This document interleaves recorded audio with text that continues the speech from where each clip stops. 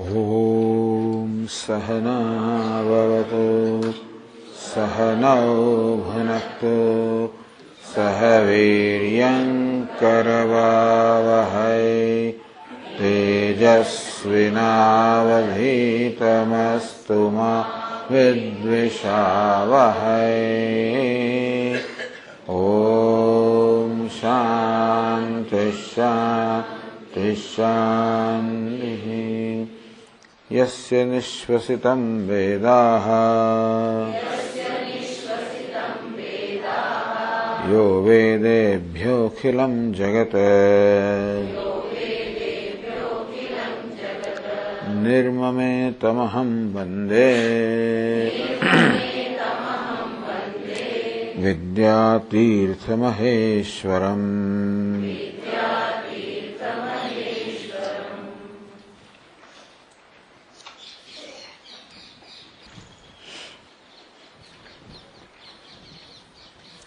તો ગ્રંથકાર કહી રહ્યા છે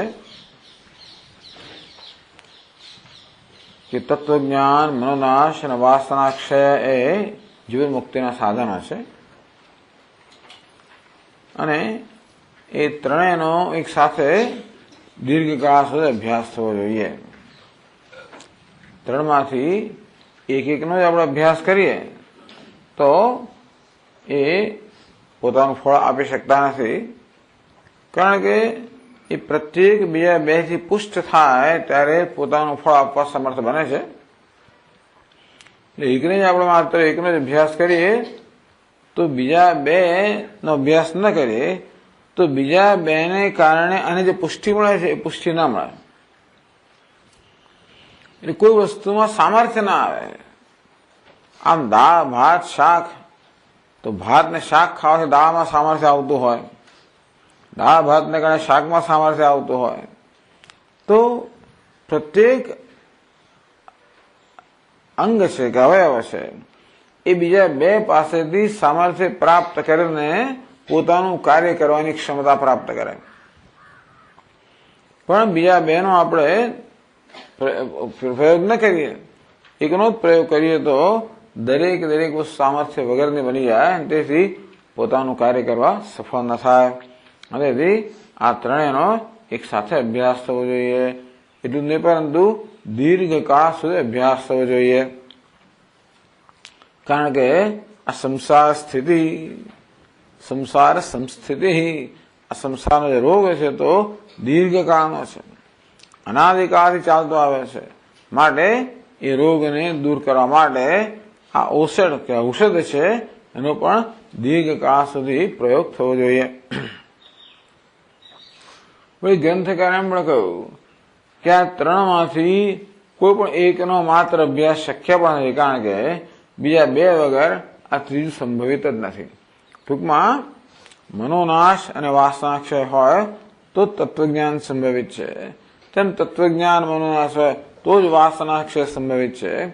એટલે બીજા બેની ગેરહાજરીમાં આ ત્રીજી વસ્તુ સંભવિત જ નથી. ટૂંકમાં મનોનાશ નામની વસ્તુ શક્ય જ ના બને જો વાસનાક્ષય તત્વજ્ઞાન ન હોય, અને રીતે વાસનાક્ષય શક્ય ના બને જો મનોનાશ તત્વજ્ઞાન ન હોય વગેરે. તત્વજ્ઞાનમ મનોનાશ વાસનાક્ષય એવ ચ મિથઃ કારણતામ ગત્વા દુસ્સાધ્યાની સ્થિતાનિ.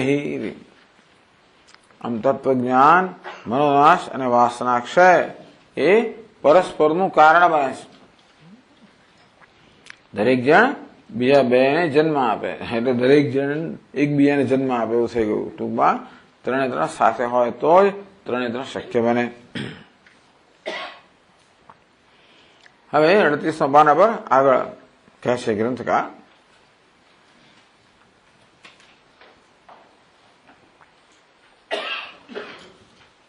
ત્રયાણામ એતેષાં મધ્યે દ્વયોઃ મેલને ત્રીણિ દ્વંદ્વાનિ ભવન્તે. આ ત્રણ છે એ ત્રણમાં આપણે બે ત્રણ જોડકા બને. બે ને ભેગા કરીએ એટલે ત્રણ જોડકા બને. કેવા ત્રણ બને કહે છે? તો એટલે મનોનાશ, વાસનાક્ષય, તત્વજ્ઞાન, આ ત્રણ છે એમાંથી ત્રણ જોડકા બને, બે ભેગા કરીએ એટલે મનોનાશ, વાસનાક્ષય, વાસનાક્ષય, તત્વજ્ઞાન, મનોનાશ, તત્વજ્ઞાન, આ પ્રકારે ત્રણ જોડકા બને. મનોનાશ, તત્વજ્ઞાન, તત્વજ્ઞાન, મનોનાશ એક જ વસ્તુ છે એટલે ટૂંકમાં નહીં તો વધારે જોડકા બને, પણ આ તો એટલે ત્રણ જોડકા જ બને. મનોનાશ, વાસનાશ, વાસનાશ, મનોનાશ એક જ જોડકું કહેવાય એટલે હવે ત્રણ જોડકા બને. તત્ર મનોનાશ વાસનાક્ષય દ્વંદ્વસ્ય અન્યોન્ય કારણત્વમ વ્યતિરેક મુખેન આહ. આગળના શ્લોકો કહ્યું મિથઃ કારણતામ ગત્વા, આ પ્રત્યેક એકબીજાનું કારણ બને છે. કઈ રીતે?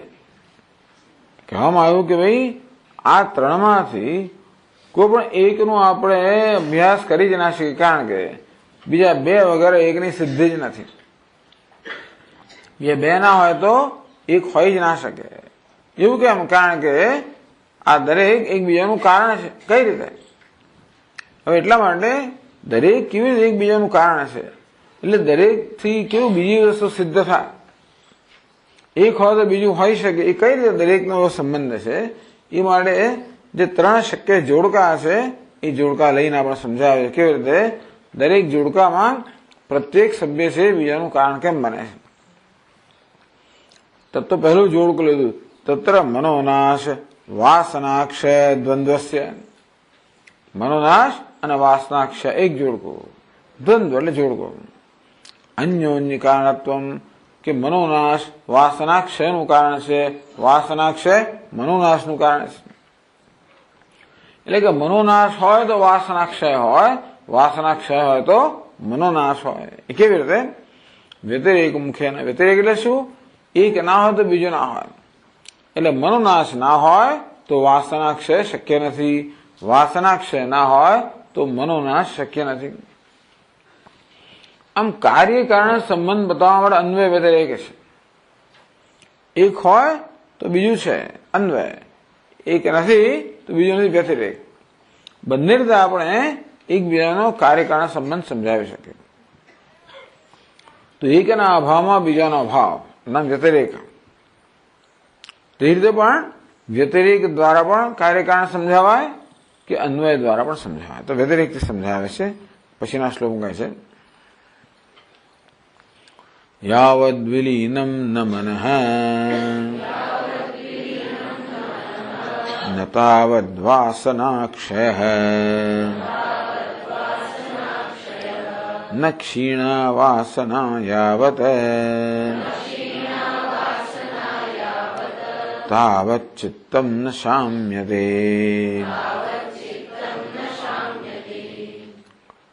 યાવદ મનઃ ન વિલીનમ, જ્યાં સુધી મન વિલીન ન થાય એને મનનો નાશ કહેવાય. બધું સમજાવશે મનનો નાશ એટલે શું, પરંતુ જ્યાં સુધી મનનો નાશ એટલે મન વિલીન ન થાય. ન તાવત વાસના ક્ષય, ત્યાં સુધી વાસનાનો ક્ષય સંભવિત નથી. આ મન એટલે અંકુર, વાસના એટલે બીજ. બીજ જમીનમાં હોય અને બહાર અંકુર ફૂટે. બીજ કારણ છે, અંકુર કાર્ય છે. વાસના બીજ સમાન છે, એમાંથી મનની વૃત્તિઓ અંકુર સમાન ફૂટે. અંકુર હોય તો ખબર પડે કે બીજ હોવું જોઈએ, અને બીજ હોય તો અંકુર હોય ફૂટવાનું જ છે. એટલે અંકુર ન ગયો તો ખબર કહી ના શકે કે બીજ નથી ગયું. અંકુર ન જાય ત્યાં કહી ના શકે કે બીજ નથી ગયું, અને બીજ ના જાય ત્યાં સુધી અંકુર ના જેવું બને નહીં. એ રીતે અંકુરનું ન હોવું અને બીજનું ન હોવું, આ બંને એકબીજાના સૂચક બની જાય છે. કાર્યકારણ કરતા એકબીજાના સૂચક બની જાય છે. યાવત વિલીનમ ન મન, જ્યાં સુધી મનની વૃત્તિઓ બધી વિલીન ન થઈ જાય, શાંત ન થઈ જાય, મનની વૃત્તિઓ ઉઠતી બંધ ના થઈ જાય. ન તાવત વાસનાક્ષય, જેવી રીતે આપણે ગેસના ચૂલા પર કોઈ તપેલું મૂક્યું હોય, એમાં કંઈક ઉકળતું હોય, કઈ શીરા જેવી વસ્તુ પણ હોય ને, થોડી એકદમ ઘન ના હોય, પણ આમ ગડગડ થોડું થોડું આમ ઉકળતી હોય. ઉકળે પછી ખબર પડે કે નીચે ગેસ ચાલુ છે. ઉકળતો બંધ ના થાય તો ખબર ના પડે કે ગેસ બંધ નથી થયો, તો જ ખબર પડે. ગેસ બંધ થાય તો જ પેલું ઉકળતું બંધ થાય. ઉકળતું બંધ થયું તો જ ખબર પડે કે ગેસ બંધ થયો. જ્યાં સુધી ગેસ નીચે હોય ત્યાં સુધી પેલાને ઉકાળ્યા જ કરે, પટપટ ગટ થયા કરે. દૂધપાક મૂક્યો હોય, બીજું કઈ મૂક્યું હોય, કશી પણ વસ્તુ મૂકી હોય તો તરત ખબર પડે આપણને કે નીચે ચાલુ છે, નીચે બંધ કરી દેવાનું. ઉપરથી બંધ કરવું હોય, ઉકાળવાનું બંધ કરવું હોય તો ગેસ બંધ થવો જોઈએ. ગેસ બંધ થાય તો જ પેલું બંધ થાય. તો મનની વૃત્તિઓ પેલી એના જેવી છે, પરપોટા નીકળ્યા કરે. ક્યારે નીકળે? નીચે પેલી વાસના રૂપી જયારે આગ હોય ત્યારે મનની વૃત્તિનો પરપોટા નીકળ્યા કરે. તેથી આ પરપોટા નીકળે સમજો કે અંદર અગ્નિ છે. અગ્નિ હોય તો પરપોટા નીકળવાના જ છે. યાવત વિલીનમ ન મન ન તાવત વાસના ક્ષય. જ્યાં સુધી આ મનની વૃત્તિઓ બધી વિલીન ના થઈ જાય, શાંત ના થાય, ત્યાં સુધી વાસના ક્ષય થયો નથી. ન ક્ષીણા વાસના યાવત. જ્યાં સુધી વાસના ક્ષીણ ત્યાં સુધી ચિત્તમ મનની વૃત્તિઓ શાંત થવાની નથી. તો વાસના છે એ વૃત્તિઓને પ્રેરિત કરે છે, વૃત્તિઓને ઉત્પન્ન કરે છે. પ્રેરિત કે શું કરે? ઉત્પન્ન કરે છે. વાસના હોય ત્યાં સુધી આ વૃત્તિઓ જન્મ્યા જ કરવાની, શાંત નહીં થવાની. એટલે કહેવાય કે ભાઈ મનની વૃત્તિ શાંત થાય તો વાસના શાંત થઈ, વાસના શાંત થાય તો મનની વૃત્તિઓ શાંત થાય. બે જુદી વસ્તુઓ નથી. કહ્યું તે પ્રમાણે એની જ જુદી અવસ્થા. વાસનાની જ અવસ્થા વૃત્તિ છે. વાસનાની સ્થૂળ અવસ્થા વૃત્તિ, વૃત્તિની સૂક્ષ્મ અવસ્થા વાસના. હવે ગ્રંથકાર પોતે સમજાવે છે.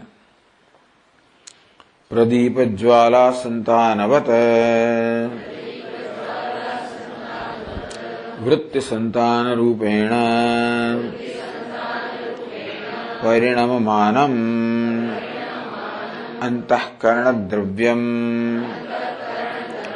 મનનાત્મકત્વાદ મનઃ ઇતિ ઉચ્યતે. તો અંતઃકરણ એક તો બાહ્યકરણ, બીજું અંતઃકરણ. બહારના કરણો, અંદરનું કરણ. જ્ઞાનેન્દ્રિયો અને કર્મેન્દ્રિયો છે એ બહારના કરણ. કરણ એટલે કે સાધન. અસાધારણ સાધનને કરણ કહેવાય. જોવા માટે, સાંભળવા માટે, સ્પર્શ કરવા માટે, સ્વાદ લેવા માટે, ગંધ માટે 5 આપણી પાસે જ્ઞાનેન્દ્રિયો છે એ પ્રત્યેકને કરણ કહેવાય. તેમ કર્મ કરવા માટે, બોલવા માટે, ચાલવા માટે વગેરે માટે આપણી પાસે કર્મેન્દ્રિયો છે. આ બધા અસાધારણ કારણ છે. બોલવું હોય તો વાઘ ઇન્દ્રિય જ જોઈએ, બીજાથી ના થાય. જોવું હોય તો ચક્ષુર ઇન્દ્રિય જ જોઈએ, સાંભળવું હોય તો શ્રોત્રેન્દ્રિય જ જોઈએ, ચાલુ હોય તો પગ જ જોઈએ. કોઈ માથાથી ચાલે એવું પણ આ બધા આ પ્રકારે કર્મ કરવા માટેના અસાધારણ સાધનો છે, મને કરણ કહેવાય. હવે આપણી 5 જ્ઞાનેન્દ્રિયો અને 5 કર્મેન્દ્રિયો એ બહારના કરણ છે. પણ એ ક્યારે કામ કરે છે કે એમને સાથ આપનાર એક અંદરનું કરણ હોય ત્યારે, અંતઃકરણ. ટૂંકમાં પ્રત્યેકની પાછળ મન હોય તો જ આ પ્રત્યેક ઇન્દ્રિય પોતાનું કાર્ય કરી શકે. નહીં તો આપણે જોઈએ ખરા પણ દેખાય નહીં. આમ કાન માંડ્યા પણ સંભળાય નહીં જો મન એની પાસે ના હોય, ધ્યાન ના હોય તો. એટલે આ બધી ઇન્દ્રિયોને સહાયક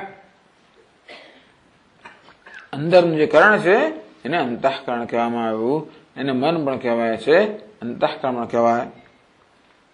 તો અંતઃકરણ જે છે એ પ્રત્યેક ક્ષણે નવા નવા વિચાર રૂપે કે વૃત્તિ રૂપે ઉદ્ભવતું હોય છે. જેમ સોનું હોય એ અનેક બધા અલંકારના રૂપમાં કે જળ હોય એમાં અનેક તરંગો પછી એક જેમ નીકળતા હોય તેવી રીતે આ અંતઃકરણ છે એ જળ સમાન છે અને પ્રત્યેક વૃત્તિ એક તરંગ સમાન છે. તો જળ નામના દ્રવ્યમાંથી જેવી રીતે તરંગ નામની વૃત્તિઓ ઉઠતી હોય છે તેવી રીતે અંતઃકરણ નામના દ્રવ્યમાંથી આ વૃત્તિ કે વિચારરૂપી તરંગો સતત ઉઠ્યા કરતા હોય છે. કેવું છે? પ્રદીપ જ્વાલા સંતાનવત, સતત પ્રદીપ જ્વાલા, આ દીવો જે છે ને, આ દીવાની જ્વાળા. હવે આપણને એમ લાગે કે જ્વાળા જે છે માત્ર એક જ જ્વાળા સતત ચાલુ છે, પરંતુ એમનું એવું કહેવું છે કે પ્રત્યેક ક્ષણે નવી નવી જ્વાળા, પ્રત્યેક ક્ષણે નવી નવી જ્વાળા કે શિખા ઉઠ્યા જ કરતી હોય છે. એની ઝડપથી ઉઠે કે આપણને ખબર ના પડે, આપણને એક જ શિખા કે જ્વાળા દેખાય. જેમ સિનેમાની અંદર પણ પેલી ફોટોગ્રાફની ફ્રેમ એટલી ઝડપથી જતી હોય કે આપણને સાતત્ય જણાય, તેવી રીતે અહીં પણ આપણને સાતત્ય જણાય છે પ્રદીપ એટલે કે દીવાની શિખામાં કે જ્વાળામાં. પણ ખરેખર તો પ્રત્યેક ક્ષણે નવી નવી જ્વાળા ઉઠતી હોય છે. તેવી રીતે એનો એક પ્રવાહ હોય છે. તે રીતે મનની અંદર પણ વૃત્તિઓનો પ્રવાહ હોય છે. જેમ સમુદ્રમાં જળના તરંગોનો પ્રવાહ હોય, તો જળ નામનું એક દ્રવ્ય છે તરંગના રૂપમાં સતત ઉઠતું હોય, તેવી રીતે અંતઃકરણ નામનું દ્રવ્ય છે એ સતત વૃત્તિ રૂપે ઉઠ્યા કરતું હોય છે. પ્રદીપ જ્વાલા સંતાનવત, આ દીવાની જ્વાળા છે એનો જેમ પ્રવાહ હોય છે, તેવી રીતે વૃત્તિ સંતાન રૂપેણ આ વૃત્તિનો પણ એક સતત પ્રવાહ હોય છે. તો પરિણામાનમ, આ વૃત્તિના રૂપમાં પરિવર્તિત થતું જે અંતઃકરણ છે એને મન કહેવામાં આવે છે. મનોનાશ, મન એટલે શું? મન એટલે વૃત્તિના રૂપમાં રહેલું અંતઃકરણ. શું થવાય? મન એટલે વૃત્તિના રૂપમાં. જુઓ, જેમ સમુદ્રમાં પેલા તરંગો હોય, તેમાં મનમાં પણ તરંગો હોય. પ્રત્યેક તરંગને વૃત્તિ કે વિચાર કહેવામાં આવે. તો વૃત્તિના રૂપમાં રહેલા અંતઃકરણને મન કહેવામાં આવે. અંતઃકરણ નામનું એક દ્રવ્ય છે, સબસ્ટન્સ. જેમ કે સુવર્ણ એક દ્રવ્ય છે, એ અલંકારના રૂપમાં હોય, તેવી રીતે અંતઃકરણ નામનું દ્રવ્ય છે એ વૃત્તિ કે વિચારોના રૂપમાં હોય. એ વૃત્તિના રૂપમાં રહેલા અંતઃકરણને મનનાત્મકત્વાદ, એ મનન કરતું હોય છે, મનન કરી શકે માટે એને મન કહેવામાં આવ્યું. મનનાત મન. તો ચિંતન કરવું, મનન કરવું જેનો ધર્મ છે એને મન કહેવામાં આવ્યો, મનસ કહેવામાં આવ્યું. એટલે આ વૃત્તિના એટલે મનોનાશનો અર્થ એ નહીં કે અંતઃકરણનો નાશ થઈ જાય. અંતઃકરણનો એક સ્વભાવ છે તરંગના રૂપમાં ઉઠ્યા કરવું, વિચારના રૂપમાં ઉઠ્યા કરવું. એ અંતઃકરણ વિચારના રૂપમાં ન ઉઠે ત્યારે સમજવું કે મનનો નાશ થયો. એટલે મન કોને કહેવામાં આવ્યું? વૃત્તિના રૂપમાં રહેલા અંતઃકરણને મન કહેવામાં આવ્યું. જેમ તરંગના રૂપમાં રહેલા જળને, તેવી રીતે વૃત્તિના રૂપમાં રહેલા અંતઃકરણને મન કહેવામાં આવ્યું. મનો નાશ એટલે અંતઃકરણનો નાશ નહીં, પરંતુ વૃત્તિનો નાશ. અંતઃકરણ તો રહે, પણ વૃત્તિના રૂપમાં કે વિચારના રૂપની અંદર એ પ્રગટ ના થતો હોય. તો મનાત્મકત્વાદ મન ઇતિ ઉચ્યતે.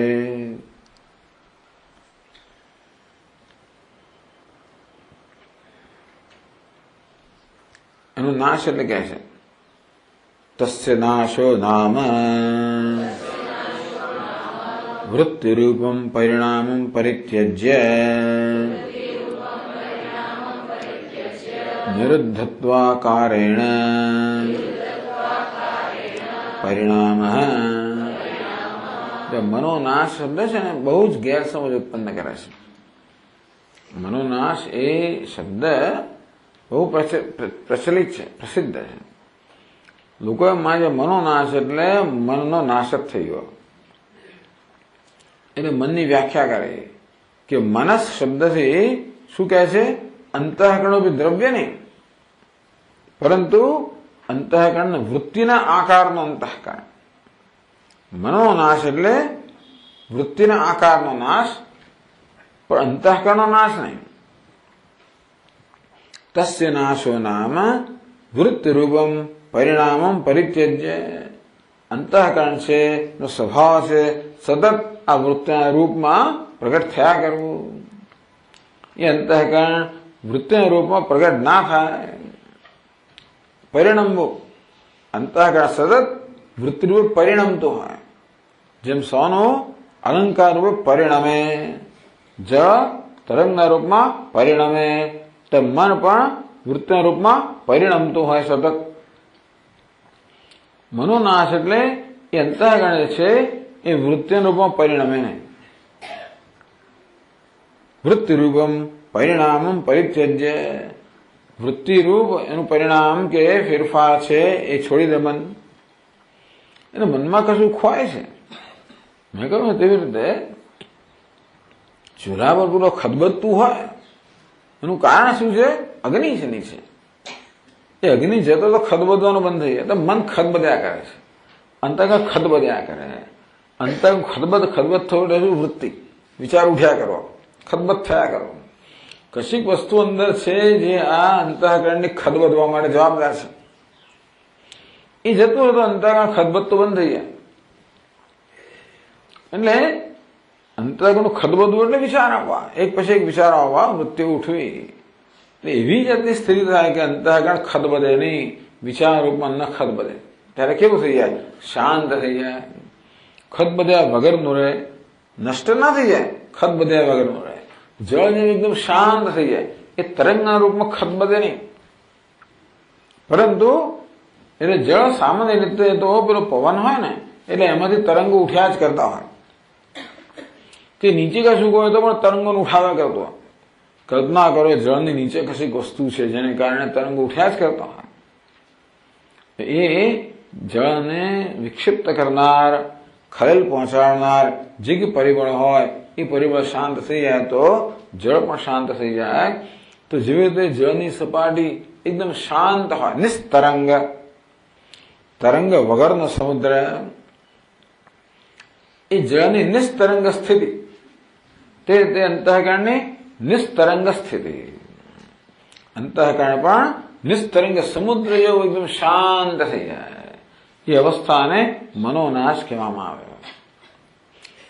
વૃત્તિરૂપમ પરિણામ પરિત્યજ્ય નિરુદ્ધત્વાકારેણ પરિણામ. નિરોધ એટલે રોકાઈ જવું. યોગ શાસ્ત્રમાં કહેવામાં આવ્યું, યોગ ચિત્ત વૃત્તિ નિરોધ. ચિત્તની વૃત્તિઓનું રોકાઈ જવું, અર્થાત ચિત્તની વૃત્તિ ન ઉઠવી, એને નિરોધ કહેવામાં આવ્યો, એને યોગ કહેવામાં આવ્યો. એટલે આ પણ મનની અવસ્થા જ છે. ક્ષિપ્ત, વિક્ષિપ્ત, મૂઢ, એકાગ્ર, નિરુદ્ધ, આ ચિત્તની 5 અવસ્થાઓ કહેવામાં આવે છે.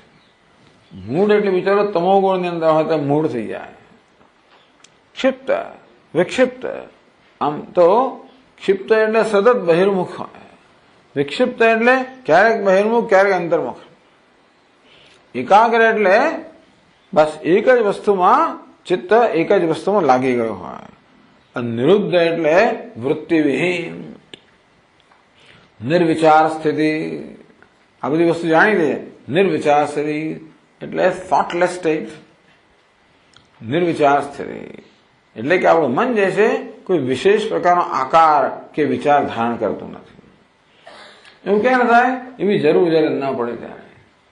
એટલે મનને સતત વિક્ષિપ્ત કરનારું કોઈ પરિબળ હોય છે, જેને કારણે મન એક પછી એક વિચારો ધારણ કર્યા કરતું હોય છે. પણ એ પ્રકારનું પરિબળ જતું રહે.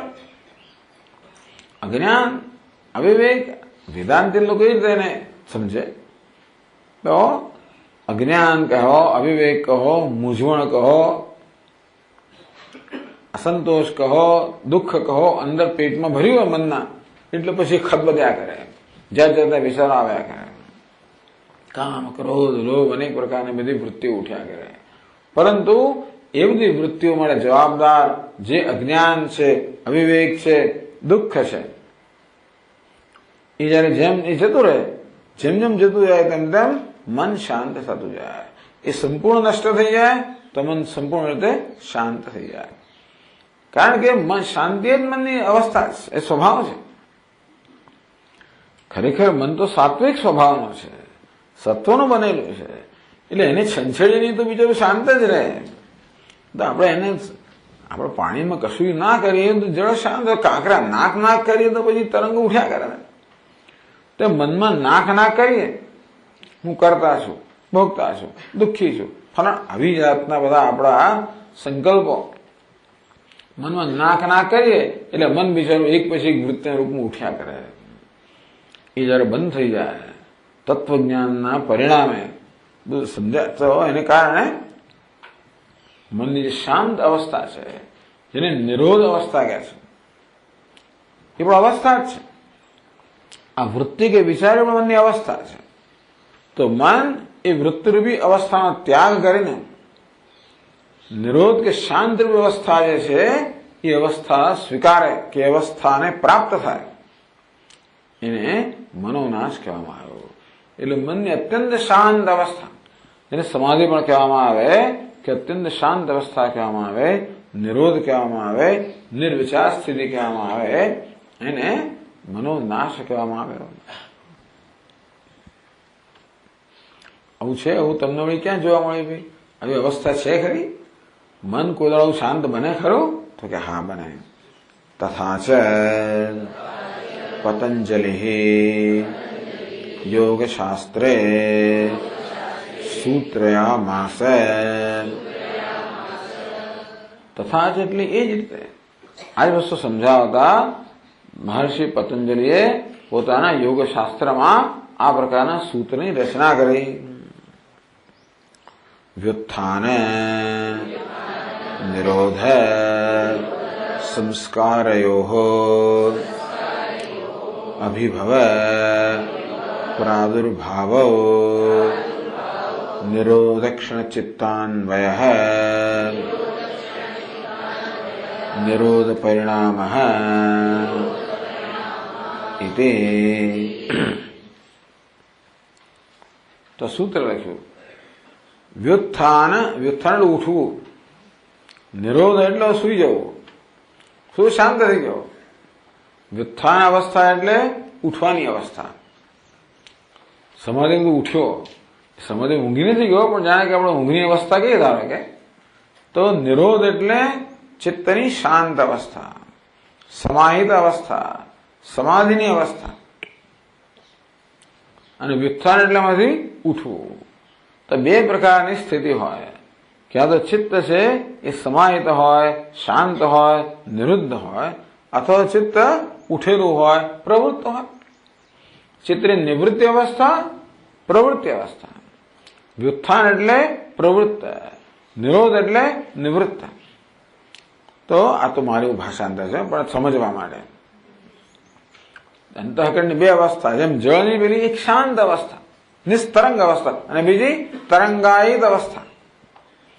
તેમ અંતઃકરણ બે અવસ્થા, એક શાંત અવસ્થા નિરોધ કહેવામાં આવ્યો અને બીજી પ્રવૃત્ત અવસ્થા એને વ્યુત્થાન કહેવામાં આવ્યું.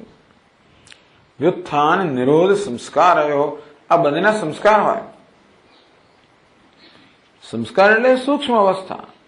ટૂંકમાં મનમાં જે વિચારો જન્મે એનું કારણ પણ સંસ્કાર જ હોય છે. જે પ્રકારના સંસ્કાર મનમાં રહેલા હોય એ સંસ્કાર જ્યારે જે સમયે જાગૃત થાય એ સંસ્કાર તે વખતે એ પ્રકારના વિચારને જન્મ આપે. આપણા મનમાં અંતઃતળમાં ઘણા બધા સંસ્કારો છે.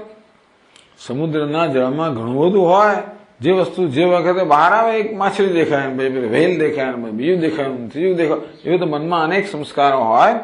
તો જે ક્ષણે જે સંસ્કારનું ઉદ્બોધન થાય એ સંસ્કાર એને અનુરૂપ વૃત્તિ કે વિચાર જન્માવે.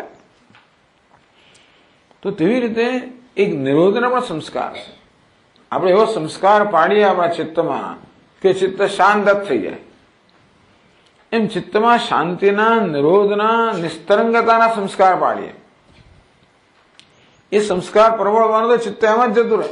ઘણી આપણે ઊંઘના સંસ્કાર પ્રવાહ થઈ ગયા તો આપણે જરાક આમ બેઠા ઊંઘમાં જતા રહીએ. ક્યારેક એવું હોય આપણે બરાબર ઊંઘ ના આવે, ગમે તે થયું પણ એને કારણે આમ જાગી શકીએ, જાગતા રહી જ ના શકીએ. એવા પ્રવાહ સંસ્કાર આપણે એકદમ ઝોકો આવી જાય. બાજુ ગોદો મારે વળી પાછી ઉભા છે, થોડી વાર પજે.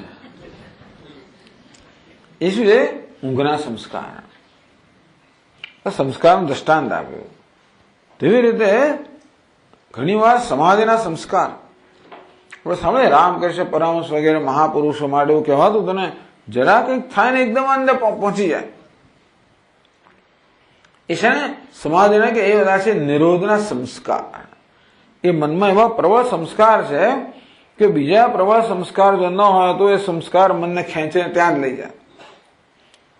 ત્યારે મોટે ભાગે તો આ માણસના મનમાં વિક્ષેપના સંસ્કાર હોય છે, એટલે કશું ના કરતા ચિત્તને જાત જાતના વિચારોમાં લઈ જતું હોય છે. પણ ટૂંકમાં ચિત્તની જે અવસ્થા જે સમય હોય છે એના પ્રબળ સંસ્કારને કારણે હોય. જે પ્રબળ સંસ્કાર જે સમયે જાગૃત થયા હોય એ સંસ્કાર આપણા મનની સ્થિતિનું નિર્માણ કરે. સાત્વિક સંસ્કાર તે વખતે જાગૃત થયા હોય તો મનને સાત્વિક બનાવે. રજોગુણી સંસ્કાર જાગૃત થયા મને રજોગુણી બનાવે. તમોગુણી સંસ્કાર જાગૃત થયા તો તમોગુણી બનાવે. વળી કોઈક મનમાં તમોગુણના સંસ્કાર બહુ જ તો વારંવાર મન તમસમાં ચાલી જાય. ક્યાંક રજસના સંસ્કાર ખૂબ પ્રબળ હોય તો વારંવાર મન અનેક પ્રકારના વિચારો વિક્ષેપ કર્યા કરતો હોય, ઊંઘે નહીં, બધું ચાલ્યા જ કરતું હોય. ક્યારેક સત્વના સંસ્કારો કોઈનામાં પ્રબળ હોય તો એ મન શાંત જ થઈ જાય. જરાક સમય મળે એટલે મન આપોઆપ જ ભગવાનનું નામ લેતું થઈ જાય, આપોઆપ જ મન અંતર્મુખ બની જાય. સાત્વિક, રાજસ, તામસ જેવા સંસ્કાર તેવી મનની સ્થિતિ. તેવી તો ખૂબ અભ્યાસથી આ ચિત્તને નિરુદ્ધ કરવાના, ચિત્તને એકાગ્ર કરવાના કે ચિત્તને શાંત કરવાના સંસ્કાર દીર્ઘકાળ કર્યા હોય એ સંસ્કાર પ્રબળ બની જાય તો વારંવાર ચિત્તને ખેંચીને એને નિરુદ્ધ બનાવે, શાંત બનાવી દે. અને વળી પાછા ભૂતકાળના સંસ્કાર હોય તો વળી પછી ચિત્ત ઉઠાડે ખરું. આપણે જેવી રીતે ઊંઘી ગયા હોઈએ, ગાઢ નિદ્રામાં હોઈએ ત્યારે સુષુપ્તિના સંસ્કાર હોય આપણે ગાઢ નિદ્રાનો અનુભવ કરાવે. પરંતુ જે પેલી વાસના ઈચ્છાઓ રહી ગઈ હોય એ વળી પ્રબળ બને એટલે આપણે જગાડી દે તો ઊંઘમાં જાગવું ને વ્યુત્થાન કહેવાય, જાગી ગયા. ઊંઘના સંસ્કાર, જાગૃતના સંસ્કાર. તેવી રીતે સમાધિના કે શાંતિના સંસ્કાર અને જાગવાના સંસ્કાર. વ્યુત્થાન નિરોધ સંસ્કારયો, આ બંને પ્રકારના સંસ્કાર. નિરોધના સંસ્કાર તો ક્યારે હોય? આપણે સંસ્કાર પાડ્યા હોય ત્યારે. પેલા વ્યુત્થાનના સંસ્કાર તો હોય જ છે, વિક્ષિપ્ત થવાના સંસ્કાર તો હોય છે, પણ શાંત થવાના સંસ્કાર આપણે ખૂબ પ્રયત્નપૂર્વક પાડવા પડે. ચિત્તને ફરવાના સંસ્કાર તો હોય જ છે, પણ એકાગ્ર કરવાના સંસ્કાર પાડવા પડે, એનો ખૂબ પ્રયત્ન કરવો પડે. એટલે તમે જપ કરો, પ્રાણાયામ, આ બધા ઉપાયો અજમાવો ચિત્તને એકાગ્ર કરવા માટે. ધારો કે એવા સંસ્કાર પાડ્યા હોય છે ને નિરોધના, ચિત્તને શાંત કરવાના, રોકવાના. વ્યુત્થાન નિરોધ સંસ્કારયો, આ બંને પ્રકારના સંસ્કાર મનમાં છે. એક વ્યુત્થાનના સંસ્કાર છે, પ્રવૃત્તિના સંસ્કાર છે. નિરોધ અર્થાત અત્યંત શાંતિના સંસ્કાર છે. અભિભવ પ્રાદુર્ભાવ, એવું થાય કે વ્યુત્થાન સંસ્કાર છે એનો અભિભવ થાય એટલે કે પ્રવૃત્તિના સંસ્કાર છે એ અભિભૂત થઈ જાય, પ્રભાવિત થઈ જાય. અને જે શાંતિના સંસ્કાર છે એ પ્રબળ બને. તો શું થઈ જાય? આપણા મનને શાંત બનાવી દે. પેલા નિરોધના સંસ્કાર છે એ વ્યુત્થાનના સંસ્કારને દબાવીને મને નિરુદ્ધ બનાવી દે, શાંત બનાવી દે, નિસ્તરંગ બનાવી દે. એવું જયારે થાય નિરોધ ક્ષણ ચિત્તાન્વય, એ નિરોધની ક્ષણ આવી, નિરોધની એક પળ આવી જયારે મન નિસ્તરંગ બની ગયું અને અન્વય મન એ પળને પકડી લે. તો આ રીતે કોઈ ક્ષણે જયારે નિરોધના કે નિસ્તરંગતાના સંસ્કાર પ્રબળ બને અને મન નિસ્તરંગ બની ગયો અને મન કે ચિત્ત એક ક્ષણને પકડી લે અને એ પ્રકારે જ રહી જાય તો મનની અવસ્થાને નિરોધ પરિણામ કહેવાય.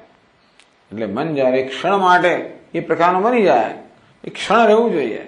તો નિરોધ ક્ષણ ચિત્તાન્વય, એક ક્ષણ સુધી ચિત્ત એ નિરુદ્ધ રહે, નિસ્તરંગ રહે તો એ સ્થિતિને નિરોધ પરિણામ કહેવામાં આવે. ટૂંકમાં કોઈ પણ સ્થિતિ ચિત્ત કેટલીક ક્ષણ જાળવી રાખે તો આપણે એમ કહીએ કે ચિત્ત આ પ્રકારની સ્થિતિને પ્રાપ્ત છે. તો એ ક્ષણે એવી ક્ષણ જ્યારે પેલા વ્યુત્થાનના પ્રવૃત્તિના સંસ્કાર ક્ષીણ થઈ ગયા, નિરોધના નિસ્તરંગતાના સંસ્કાર પ્રબળ બન્યા, એ ચિત્તે ક્ષણ પકડી લીધી, તો ચિત્તની અવસ્થાને નિરોધ પરિણામ કે નિરોધ કહેવામાં આવે છે. એ નિરુદ્ધ અવસ્થામાં ચિત્ત પરિણમ્યું, એને નિરોધની અવસ્થા પ્રાપ્ત કરી. એટલે કે છે કે આવું થાય ત્યારે જ વાસનાનો ક્ષય થાય, અને વાસનાનો ક્ષય થાય ત્યારે આ થાય. વાસનાને કારણે ચિત્ત પ્રવૃત્ત બને, એટલે વાસનાનો ક્ષય થાય તો ચિત્ત નિવૃત્ત બને, અને નિવૃત્ત કરવા સંસ્કાર કર્યા હોય તો વાસનાનો ક્ષય થાય.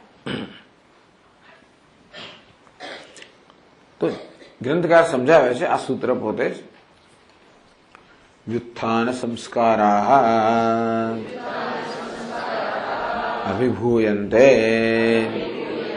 નિરોધ સંસ્કારા પ્રાદુર્ભવન્તે નિરોધયુક્ત ક્ષણ ચિત્તેન અન્વીયતે સોયમ મનોનાશઃ ઇતિ અવગંતવ્યમ. વ્યુત્થાન સંસ્કારા અભિભૂયન્તે એટલે કે ઉઠવાની મનની જે વૃત્તિ છે એને દબાવી દેવામાં આવી. નિરોધ સંસ્કારા પ્રાદુર્ભવંતી શાંત થવાની જે વૃત્તિ છે એ પ્રબળ બની. બંને વૃત્તિઓ હોય, ઉઠવાની અને શાંત થવાની. તો શાંત થવાની વૃત્તિ છે એ ઉઠવાની વૃત્તિને દબાવી દે, એને કારણે મન એક ક્ષણ માટે શાંત બની જાય. નિરોધયુક્ત ક્ષણ એ તો એક ક્ષણ માટે ચિત્ત નિરુદ્ધ બની ગયું, નિસ્તરંગ બની ગયું. ચિત્તેન અન્વીયતે એ પ્રકારની સ્થિતિ ચિત્ત જ્યારે પ્રાપ્ત કરે ત્યારે સોયમ મનોનાશ, એ ક્ષણે આ મનનો નાશ થયો. મન એટલે શું? ગડબડ કરનારી વૃત્તિઓ, વિક્ષિપ્ત કરનારી વૃત્તિઓ, આપણને આત્મનિષ્ઠામાંથી વિચલિત કરનારી વૃત્તિઓ. આપણે તો ઈચ્છીએ છીએ આપણે કશી વસ્તુ નાશ ઈચ્છતા નથી. આપણે શું ઈચ્છીએ છીએ કે આત્મામાં નિષ્ઠા હોય. તો મન જયારે પ્રવૃત્ત હોય, બહિર્મુખી એની વૃત્તિ હોય, ત્યારે આપણને આત્મામાં નિષ્ઠા ન થવા દે. તો એ પ્રકારની જે વ્યુત્થાન કે બહિર્મુખી વૃત્તિઓ છે એ શાંત થઈ ગઈ, અને મન પેલા નિરોધની વૃત્તિમાં કે એના સંસ્કારમાં પકડાઈ ગયું. વ્યવસ્થાને મનોનાશ કહેવામાં, નિરોધ કહેવામાં આવે કે જેને યોગ શાસ્ત્રમાં નિરોધ ચિત્ત નિરોધ કહેવામાં આવ્યો, એને અહીંયા આગળ મનોનાશ કહેવામાં આવ્યો.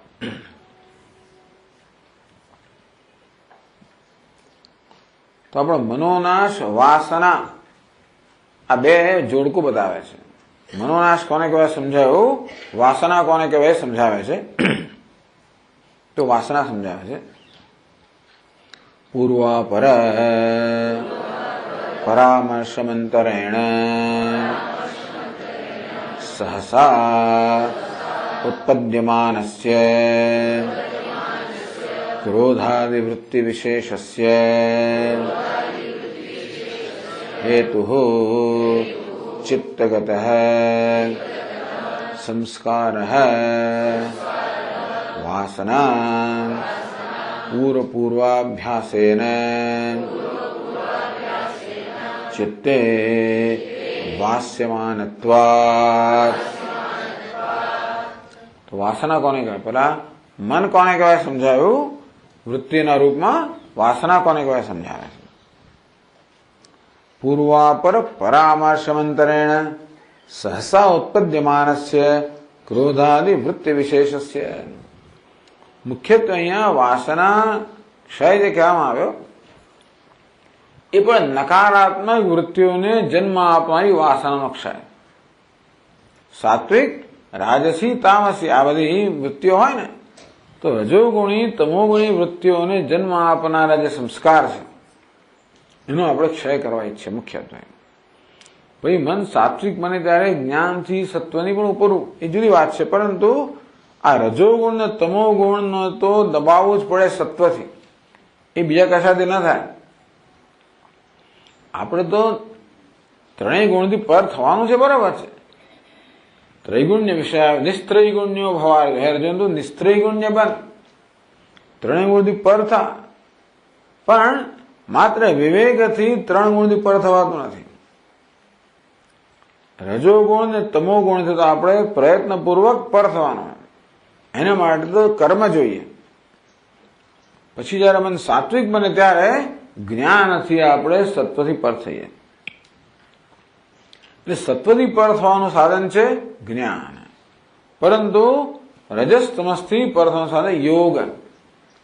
એ કર્મયોગ હોય કે ચિત્તવૃત્તિ નિરોધરૂપી યોગ હોય, પરંતુ એમને વાત કરવાથી થવાનું, એ પ્રયત્નથી જ થવાનું છે. ટૂંકમાં મનમાં તમોગુણી રજોગુણી જે વૃત્તિઓ હોય એમાંથી મુક્ત થવા માટે તો પ્રયત્ન, યોગ રૂપી પ્રયત્ન આવશ્યક છે. એના માટે આપણને આ બધું જપ તપ વગેરે કહેવામાં આવ્યું. ત્યારે યોગ ચિત્તવૃત્તિ નિરોધ કહેવામાં આવ્યો. પછી આચાર્ય પછી જરા થોડું સરળ કરી આપ્યું આપણને કે જપ તપ સાધન કશું નહીં, હું તો કઈ નથી જાણતો. તો કંઈક તો જાણો, શું જાણો છું? બસ હું તો માત્ર ભગવાનનું નામ જાણું છું. જે હોય તો, પણ આ પ્રકારનું સાધન અપનાવવું જ પડે. એટલે નિષ્કામ કર્મ આપણને ભગવદ્ ગીતામાં કહેવામાં આવે.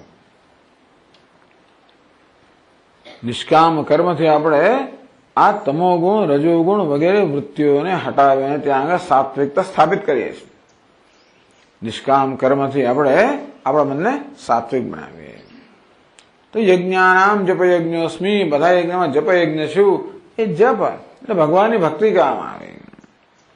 તો નિષ્કામ કર્મ કહેવામાં આવ્યું, અથવા તો ભગવાનનું ભજન એટલે ઈશ્વરની આરાધના, ઈશ્વરની ઉપાસના. પછી શ્રવણમ કીર્તનમ સ્મરણમ પાદસેવનમ વગેરે એ પ્રકારે આપણા મનને ઈશ્વરમાં જ કોઈને કોઈ રીતે કેન્દ્રિત કરવું, એ બીજી વસ્તુ કહેવામાં આવી. એટલે જે માણસો જરા એક્ટિવ પ્રવૃત્ત હોય એ લોકો કર્મ કરે. જે એવા થોડાક શાંત વાળા હોય એ લોકો પછી ભગવાનનું નામ લે, એ લોકો સ્મરણ શ્રવણ કીર્તન વગેરે કર્યા કરે. પણ આ બધી વસ્તુની આવશ્યકતા તો છે જ. તો આપણું મન છે એ મન સાત્વિક બને. એનો અર્થ નહીં કે બધું થયા પછી આપણે ભગવદ્ ગીતા કે વેદાંત છે કે એ ચાલુ જ હોય, ત્રણેય ચાલુ જ હોય. તત્વજ્ઞાન, મનોનાશ અને વાસના બધું ચાલે, સાથે જ ચાલે. એટલા માટે આપણે વળી વેદાંતનું શ્રવણ પણ ચાલતું હોય, વિવેક વૈરાગ્ય પણ ચાલતો હોય, આ પેલાને પુષ્ટિ આપે, પેલું આને પુષ્ટિ આપે. આ પ્રકારે આ બધી વસ્તુનો સમન્વય જીવનમાં હોય. એ ત્રણેય વસ્તુનો સમન્વય જીવનમાં હોવો જોઈએ. પણ ચાલો, વાસના સમજાવે છે પૂર્વાપર પરામર્શમંતરેણ સહસા ઉત્પદ્યમાનમ. મનમાં આવેગ જન્મે છે ને, એકદમ ક્રોધનો આવેગ જન્મ્યો, કામનો આવેગ જન્મ્યો, કશું એમ જ જન્મ્યું. ઘણી વાર એટલે વિચાર કર્યા વગર આપણા મનમાં એક આવેગાત્મક જે વૃત્તિ જન્મતી હોય છે, એનું કારણ અંદર હોવું જોઈએ ખરું. ઘણી વાર અત્યારે કોઈ કારણ ના જણાય, સામે કશું ના હોય તોય પણ આપણે એવી જાતની વૃત્તિ જન્મે. એનું કારણ અંદર હોવું જોઈએ. એ કારણને સંસ્કાર કહેવામાં આવ્યા કે વાસના કહેવામાં આવી. એટલે પૂર્વાપર પરામર્શમંતરેણ આપણે વિચાર કરીને ક્રોધ કરીએ જુદી વાત છે. આપણે લાંબો વિચાર કરીએ ને થાય કે અન્યાય કરવામાં આવ્યો છે કે એવું કંઈક થયું છે અને આપણે ક્રોધ જન્મે, તો પછી એ તો અમુક પ્રકારની વિચારધારના પરિણામે જન્મ્યા. ધ્યાય તો વિષયાન પુંસઃ સંગસ્તેષુ બજાયતે. આવાજ ખોખરો આવે છે બાય ધ વે. હા, એકાદ સ્પીકર એવો છે ગમે તે હોય, પરંતુ એટલે વિષયનું ધ્યાન આપણે કરીએ, ચિંતન કરીએ, એને કારણે આપણને એના પ્રત્યે પ્રીતિ જન્મી, એને કારણે આપણને એના પ્રત્યે ઈચ્છા જન્મી, એ વળી તૃષ્ણા બની. એ બધાનું કારણ શું છે? ચિંતન છે. વસ્તુ વિચાર કરવાને કારણે આપણા મનમાં ક્યાં તો એના માટે રાગ જન્મ્યો, દ્વેષ જન્મ્યો, કશું જન્મ્યો. એવું કશું કર્યા વગર જ, કશું કર્યા વગર જ આપણને કશાની ઈચ્છા થઈ જાય, કશું કર્યા વગર જ આપણને કશી વસ્તુ માટે અણગમો થઈ જાય. તો એનું અત્યારે વર્તમાન કોઈ કારણ છે નહીં. એનું કારણ ભૂતકાળનું કંઈક હોવું જોઈએ. એ કહે છે કે પૂર્વાપર પરામર્શમંતરેણ. પૂર્વ એટલે પહેલાનું, અપર એટલે પછીનું. આ પહેલા અને પછી આ બધી વસ્તુનો પરામર્શ કરીએ અને પછી આપણા મનમાં કોઈ જાતનો રિએક્શન કે વૃત્તિ જન્મે જુદી વાત છે. એવું કશું કર્યા વગર જ માણસ જોઈએ ને આમાં કંઈક થઈ જાય આપણને, ધારો બંને રીતે પહેલી નજરે જોઈને આમ પ્રેમમાં પડી ગયો સીધો જ, અથવા જોઈને કંઈ બીજું કંઈ જન્મ્યું, ગમે તે થયું, આનું કશું હોવું જોઈએ અંદર કંઈક હોવું જોઈએ, અમુક પ્રકારના સંસ્કાર હોવા જોઈએ જેને કારણે આ પ્રકારની વૃત્તિ જન્મી. કારણ કે કારણ વગર કાર્ય હોઈ ના શકે. કોઈ વૃત્તિ જન્મે કે કોઈ વર્તન જન્મે, કોઈ પ્રત્યાઘાત જન્મે, કશું કારણ તો હોવું જ જોઈએ. અને જે વર્તમાનમાં કારણ ન જણાય તો સમજવું કે ભૂતકાળનું કોઈ કારણ હોવું જોઈએ.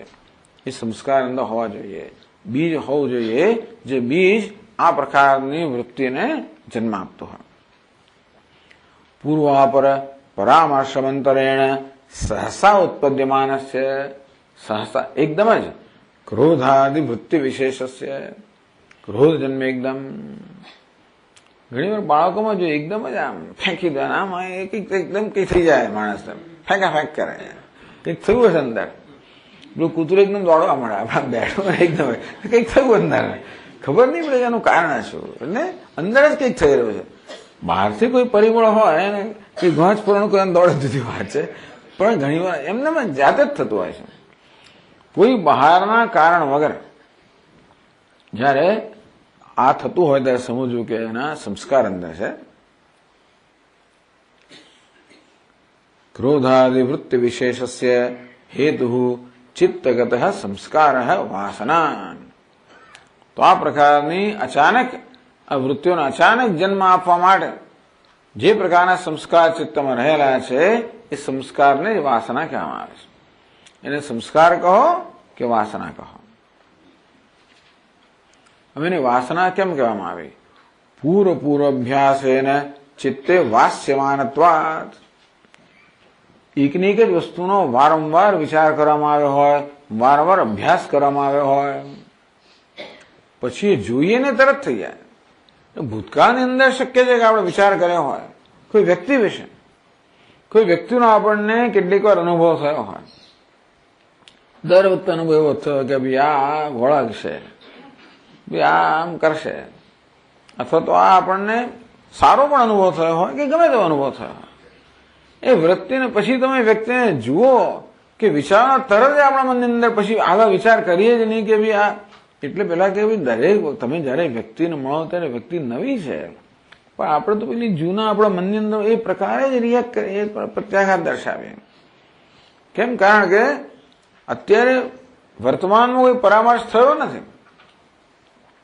જો જોઈ વ્યક્તિને તરત મનમાં આપણા મનમાં રિએક્શન આવે, ક્યાં તો ક્રોધનું રિએક્શન આવે કે આસક્તિનું રિએક્શન ગમે તે આવે. એનું કારણ ભૂતકાળમાં હોવું જોઈએ. ભૂતકાળમાં આ જ વસ્તુ વારંવાર થઈ હોવી જોઈએ. એના પરિણામે ચિત્તની અંદર એક પ્રકારનો નિર્ણય થઈ ગયો, એક પ્રકારના દ્રઢ સંસ્કાર કે એક વલણ જાગૃત થાય, વલણ એક સ્થાપિત થયું, અને એ જ વસ્તુ હવે આપણા વર્તમાનના વર્તનનો સંચાલન કરતું હોય છે. એટલે ઘણું બધું આપણું વર્તન હોય છે એ કોઈ વિવેકપૂર્વક કે વિચારપૂર્વક હોતું નથી, પરંતુ રિએક્શન અર્થાત પ્રત્યાઘાતના રૂપમાં હોય છે. પ્રત્યાઘાત જન્મવા માટે વર્તમાનમાં કોઈ કારણ જણાતું નથી, ભૂતકાળમાં કારણ હોય. તો વારંવાર એ પ્રકારનો અભ્યાસ થયો હોય, એની કારણે ચિત્તમાં સંસ્કાર પડી ગયા હોય, એ પ્રબળ સંસ્કાર વર્તમાનના આપણા વર્તનનું સંચાલન કરે. એ સંસ્કારને વાસના કહેવામાં આવે. ચિત્તે વાસ્યમાનત્વાદ. એ સંસ્કાર ચિત્તમાં નિવાસ કરી રહ્યા છે, અંતેથી એને વાસના એટલે વાસ પણ ખરી.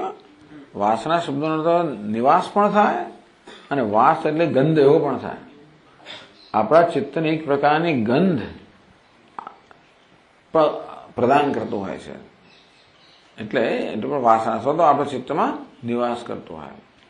વાસનાદ વાસુદેવસ્ય વાસિદમ ભુવનત્રયમ.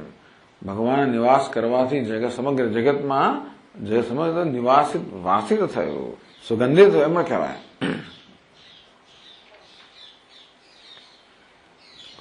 તો આપણે એક તો મન, અહીંયા મનોનાશમાં મનસ શબ્દનો સ્વર થાય એ સમજાયું, વાસના ક્ષયમાં વાસનાનો સ્વર થાય એ પણ સમજાયું. આગળ કહે છે તસ્યાશ્ચ વાસનાયાઃ ક્ષયો નામ વિવેકજન્યાયામ શાંતિદાન્ત્યાદિ શુદ્ધવાસનાયામ દૃઢાયામ સતિ અપી બાહ્ય નિમિત્તે ક્રોધાદે અનુત્પત્તિ. તો વાસનાક્ષય વાસનાયાઃ ક્ષય વાસનાક્ષય તસ્યાઃ વાસનાયાઃ ક્ષયો નામ. એ વાસનાનો ક્ષય એટલે શું? વિવેકજન્યાયામ શાંતિદાન્ત્યાદિ વિશુદ્ધ વાસનાયામ. વાસનાનો ક્ષય કરવા માટે તો આપણે બીજી વાસના ઉત્પન્ન કરવી પડે.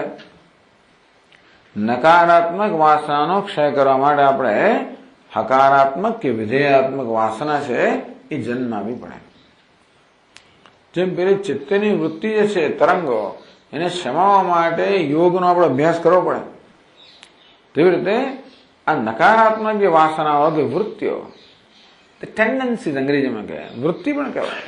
આ નકારાત્મક વૃત્તિ એનો ક્ષય કરવા માટે આપણે હકારાત્મક કે વિધેયાત્મક વૃત્તિઓ પ્રયત્નપૂર્વક આપણે કેળવવી પડે. હવે આ કામ ક્રોધ વગેરે જે વૃત્તિઓ છે જે આપણને આપણા માર્ગમાં અવરોધરૂપ છે એ વૃત્તિઓ બધી અવિવેકમાંથી જન્મી છે. અવિવેક અધ્યારોપમાંથી. જ્યાં ગુણ નથી ત્યાં ગુણનો આરોપ કરવાથી રાગ જન્મે, ક્યાંક દોષનો આરોપ કરવાથી દ્વેષ જન્મે. આમ અન્યત્ર ગુણ દોષનો આરોપ કરવાથી રાગ દ્વેષ જન્મતા હોય. તો વિવેક કોને કહેવાય? વસ્તુ જેવી છે તેવી તેને જોવી. તો આ રીતે વિવેક એટલે અધ્યારોપ વગરની સ્થિતિ.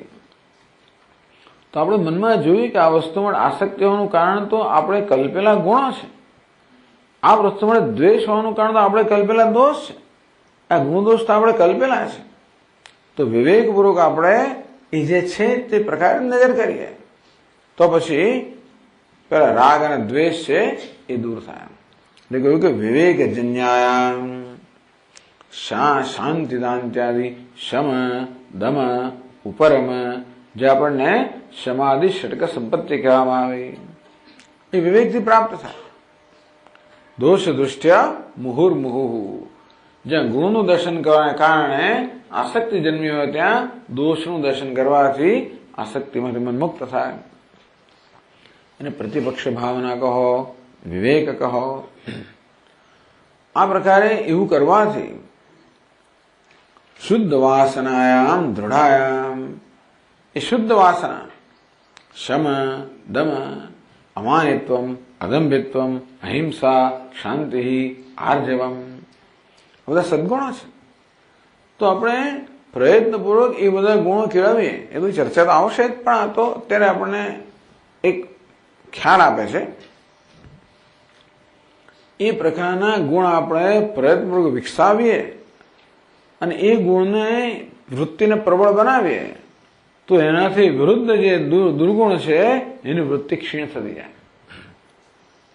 એટલે ક્ષમાની વૃત્તિને આપણે પ્રબળ બનાવ્યા જ કરીએ તો ક્રોધની વૃત્તિ છે એ ક્ષીણ થતી જાય. સંતોષની વૃત્તિને પ્રબળ બનાવ્યા કરીએ તો પછી લોભની વૃત્તિ છે એ ક્ષીણ થતી જાય. આ પ્રકારે વિવેકજન્યાયામ. આમાં વિવેક શું છે કે ક્ષમા એ આત્માના સ્વરૂપને અનુરૂપ છે, જ્યારે ક્રોધ છે એ તો પોતાના સ્વરૂપની વિરુદ્ધ છે, સંતોષ એ પોતાના સ્વરૂપને અનુરૂપ છે, જ્યારે લોભ છે એ વિરુદ્ધ છે. આ પ્રકારના વિવેકથી જેને પૂજ્ય સ્વામીજી મૂલ્યનું મૂલ્ય, વેલ્યુ ઓફ વેલ્યુઝ, એનાથી શુદ્ધ વાસનાયામ દૃઢાયામ.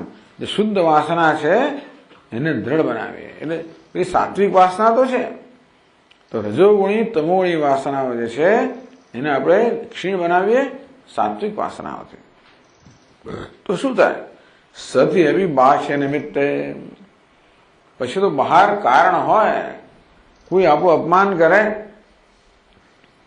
ટૂંકમાં આપણામાં ક્રોધ જન્મવાનું કારણ કોઈ આપે તોય ક્રોધ ના જન્મે. આપણને આકર્ષણનું કારણ હોય તો આકર્ષણ ન જન્મે, પ્રલોભનનું કારણ હોય તો પ્રલોભન ન જન્મે. એ વસ્તુ પડી છે આમ તરત લઈ લેવા આવી છે તો પ્રલોભન ના જન્મે.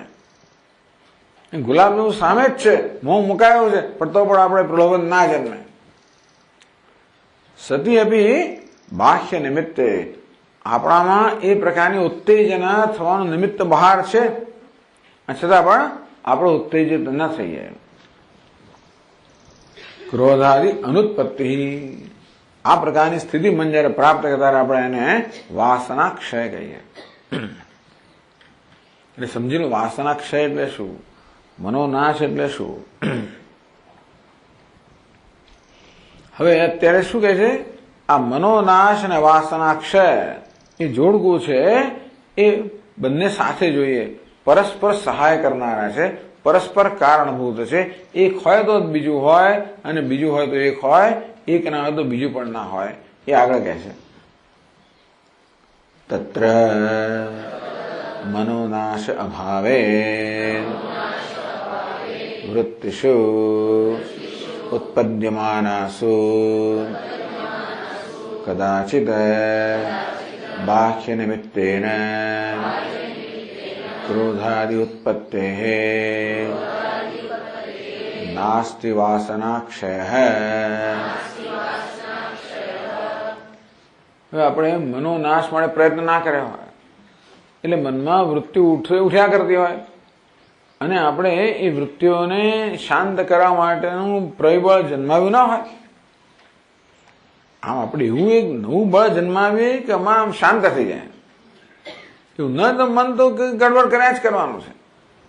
તો એ તત્ર મનોનાશ અભાવે, એટલે મનનો નાશ કરવાનું સામર્થ્ય પ્રાપ્ત ન થયું હોય, એટલે મન સ્વયં શાંત થતું ના હોય. મનોનાશ એટલે મન સ્વયં શાંત થઈ જાય. વાસના એટલે મન સ્વયં રિએક્ટ ના કરે. વાસનાક્ષય એટલે મન શું ઉત્તેજિત થાય જ નહીં. ઉત્તેજનાનું કારણ હતો એ મન ઉત્તેજિત ન થાય, નામ વાસનાક્ષય. અને વિચારનું કારણ હોય તો મનને વિચારવું, કઈ વ્યવહાર ગમે નહીં, અને મનને શાંત રહેવું જ ગમે, એના મનોનાશ. એટલે મનને અંતર્મુખતા એટલી પ્રિય હોય, આત્મ અભિમુખતા એટલી પ્રિય હોય કે બહારનો વ્યવહાર આવે તો મનને એમાં કોઈ જાતની પ્રવૃત્તિ થાય જ નહીં. અને સાથે સાથે મનમાં એવી એ પ્રકારની શાંતિ હોય કે જેથી મન ઉત્તેજિત થાય જ નહીં. તો એક હોય તો બીજું હોય, કહે છે કે તત્ર મનોનાશ અભાવે. ધારો કે મનોનાશ ન થયો એટલે કે મનમાં હજી અનેક પ્રકારના વિચાર કરવાની વૃત્તિ ચાલુ જ હોય. વૃત્તિષુ ઉત્પદ્યમાનાસુ, એટલે વૃત્તિઓ એક પછી ઉત્પન્ન થયા જ કરતી હોય. બહાર નિમિત્ત તો હોવાના જ છે ને. કઈક અવાજ થયો તરત આમ જાય, કઈ કામ થયું હરફર થઈ તરત પેલી વાત જાય. ટૂંકમાં આપણા મનમાં વૃત્તિ ઉત્પન્ન થવાના કારણો તો દુનિયામાં એક છે, અને આપણે એ વિશે કશું કર્યું ના હોય તો એ તો બધા પરિબળો રહેવાના જ આપણી વૃત્તિઓને ઉત્તેજિત કરવા માટે. એ ચાલ્યા કરતું હોય. વૃત્તિષુ ઉત્પદ્યમાનાસુ, આમ વૃત્તિ ઉત્પન્ન થયા કરતી હોય. કદાચિત બાહ્ય નિમિત્તેન, અને ત્યાર પછી બહાર કંઈક બને કે મારું કંઈક અપમાન કશું થાય અને ક્રોધનું નિમિત્ત બને તો પેલી વૃત્તિઓ તો છે જ, એટલે તરે વૃત્તિ ક્રોધનું રૂપ ધારણ કરી લે. ક્રોધાદિ ઉત્પત્તિ નાસ્તિ વાસના ક્ષય, એટલે મન હજી બહિર્મુખ છે, એવું હોવાના કારણે બહારના નિમિત્તથી ઉત્તેજિત થવાનું છે, અને તેથી ઉત્તેજના થયો એ વાસના ક્ષય નથી. અને તે રીતે આગળ કહે છે, અક્ષીણાયામ તુ વાસનાયામ તથૈવ વૃત્ત્યુત્પાદનાદ નાસ્તિ મનોનાશઃ. અને તે રીતે અંદરની વાસનાઓ ક્ષીણ ના થઈ હોય તો ભલે ને ક્ષણભર મન શાંત થાય, વાસનાઓ એટલે વળી પાછું મનને ઉત્તેજિત કરવાનું જ છે. અક્ષીણાયામ તુ વાસનાયામ તથૈવ, ટૂંકમાં બહારની પ્રવૃત્તિ છે એ અંદરની વાસનાને ઉત્તેજિત કરે, અંદરની વાસના જે છે એ બહારની વૃત્તિને ઉત્તેજિત કરે. એટલે વાસના જે અંદર રહેલી છે એ વાસનાને ઉત્તેજિત થવાનું કારણ બહાર હોય છે. ટૂંકમાં આપણને પેલી બધા સંસ્કાર અંદર બહુ જૂના જમાના પડેલા હોય છે ને, તો કે બહુ વર્ષો પેલા દાબેલી એવું ખાધેલું પછી જતું રહ્યું ધારા. અત્યારે બહાર આવે ત્યારે પેલા સંસ્કાર જાગૃત થાય અને ત્યારે પછી મન થાય આપણે કદાચ.